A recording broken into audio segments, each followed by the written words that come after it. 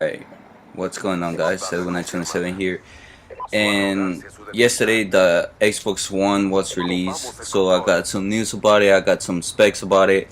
So let's get started on the new Xbox. So, as many of you may be asking, oh, are the Xbox 360's games are gonna be, able to play on the Xbox One?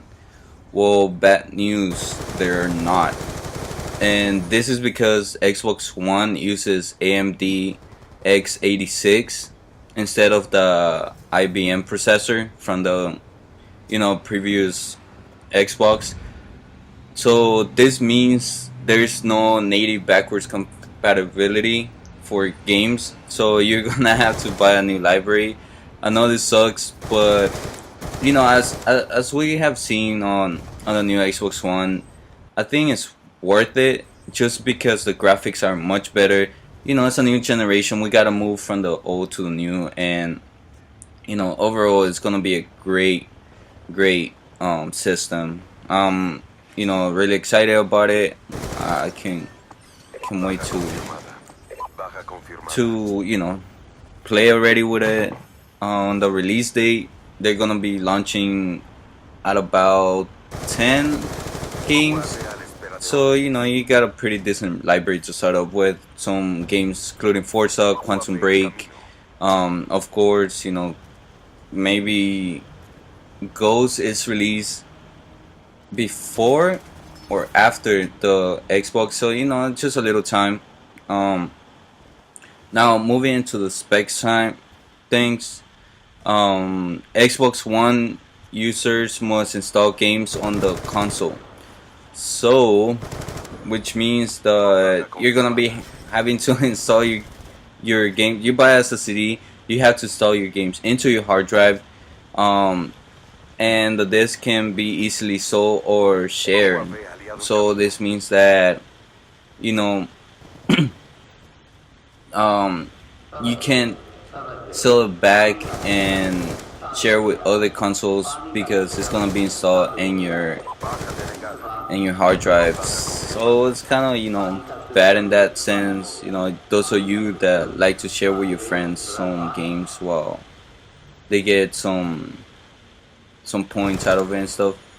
But um, as the time passes until the release date, they might be changing some stuff. Hopefully. Um, then we got the specs. This is amazing. We're gonna have 8-core CPU included, 8 gigs of RAM, 500 gigs of hard drive, 3.0 USB ports apart from the 2.0 USB ports that we have on the Xbox 360. We're gonna have Wi-Fi direct from your controller or any other type of device that you want to connect with your Xbox 360. And this is the big step that that we're talking about on the release date. We're gonna have 5 billion transistors on the Xbox, which means that there's gonna be so much potential that the Xbox One is gonna be able to do. Um, I'm sorry, I'm kind of sick, but it is so much potential that's why it's gonna be so fast to interact with that Connect. It's gonna be so much easier to by the flow of the dashboard. Um, there's so many things that the Xbox One's giving you now, and hopefully they change some stuff until release date, just because there's gonna be some stuff that people are not gonna want. For example, I don't want to not be able to share my games with my friends just because they cannot afford that game maybe at that time. So if I pass the game and I don't use it, why not share it? That's one thing. Then the other thing is that if we're gonna get let's say a hard drive, like is it possible to expand the hard drive memory from the 500 gigs.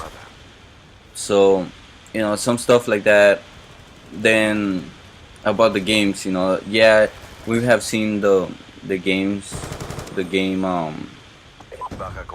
what's it called, the trailers, but I want to actually see the gameplay, not just the trailer. The trailer can be much different from the actual game. So, I want to see some of that. Forza 5 caught my eye. Ghost, of course.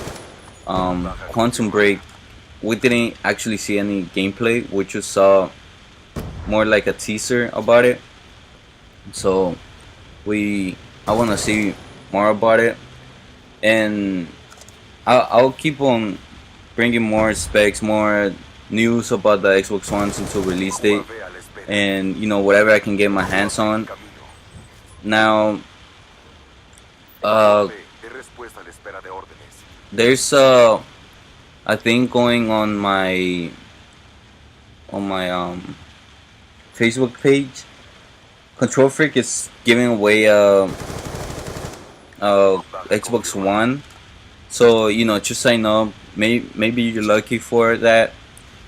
My Facebook page is gonna be on the description, just as my Twitter. Check out the contest. Maybe you end up winning, and good luck on that. Um, as for now, this is all there is. There's nothing much. So uh, the other thing I wanted to talk about is Ghost. Ghost is being taken like apart just because they're saying that they're putting so much effort in the campaign. They're putting so much effort on everything else that they don't take care of the multiplayer too much, and how we always lagging throughout all this Call of Duties. The lag has always been there, and I think is they shouldn't be taking care of the lag and all that right now, just because they don't have a server. They don't have servers to try them out. They don't have people playing daily to actually see how it's gonna work out. And just because it's Infinity Ward doing the same from Modern Warfare 3 and trying to improve on that to Ghost, they're saying that, oh yeah, it's gonna end up the same thing. They make a big fuss about Modern Warfare 3 and ended up being bad. And honestly, it's not. Um, I think, in my opinion, and this might be a different opinion from what you have. I think there's a big improvement from Infinity Ward. They had a year to try out new stuff, new, how would you say it, like, try to explore more into gaming, and now that we're gonna be able to do much more with the Xbox One. It's really good that they're taking that step forward on trying to do something better. Trying to get more involved with what the gamers want, and this can actually help us a lot. Um, as campaign goes, the the storyline and the plot, I'm not so sure about it, like how it's gonna go down. Just because they're saying that the armies have been taken down. They're the only ones that can do things that other people don't want to do. So it's more like an elite force. Another thing that I want to see is if we're able to play campaign with other people. Like that's what we're trying to do with Black Ops 2. Then we're gonna have new skins. But that's about it. We went 35 and 20. Thank you guys.